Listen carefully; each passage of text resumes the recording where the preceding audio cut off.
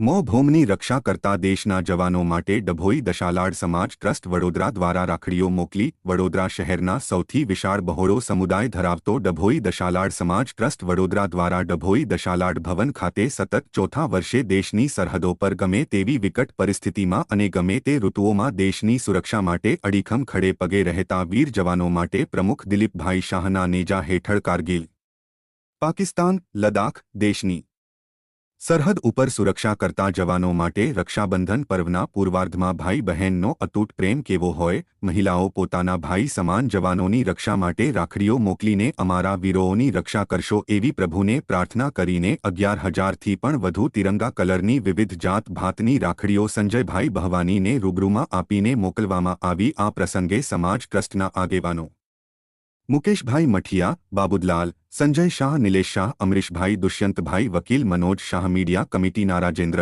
જે. શાહ, ભવનના કર્મચારીઓ અશોકભાઈ શાહ, દીપકભાઈ શાહ, સમગ્ર કારોબારીની ટીમ વગેરે ઉપસ્થિત રહીને સુંદર કાર્યક્રમનું આયોજન જોવા મળ્યું.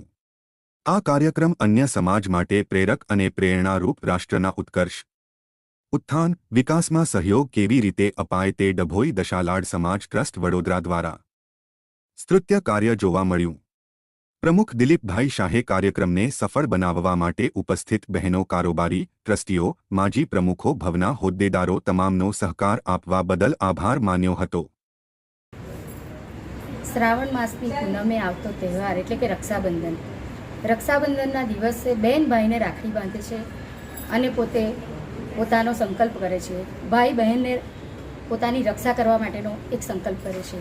આવા જ હેતુસર આપણી ડભોઈ દશાલાડ સમાજ ટ્રસ્ટ વડોદરાની મહિલાઓ પણ આજે એક નવો નિયમ લઈને આવી છે કે બસ આપણે સૈનિક પરના જે આપણે રાતના દિવસના સવારના સાંજના તહેવારો કંઈ પણ જોયા વગર એ પોતે રક્ષા કરી રહ્યા છે. તો એવા સૈનિકોને આપણા તરફથી અહીંયાથી રક્ષા કરવા માટે આપણે જે રાખડી બાંધવાનું એક નિયમ લીધો છે તો લગભગ 4 વર્ષથી આપણે અહીંયાથી રાખડી મોકલે છે અને આ વર્ષે પણ આપણે 11,000 જેટલી રાખડીઓ મોકલી રહ્યા છે આપણા સૈનિકો માટે.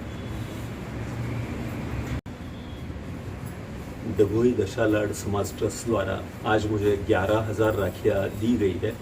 मैं यहाँ सभी समाज के बांधवों का और माताओं का, बहनों का शुक्रिया अदा करने आया हूँ क्योंकि 2015 में सिर्फ 75 राखियों के साथ ये प्रवृत्ति शुरू हुई और बाद में बड़ौदा के बाहर, गुजरात के बाहर इतना ही नहीं तो अलग अलग देशों से मुझे ये राखियाँ मिल रही है.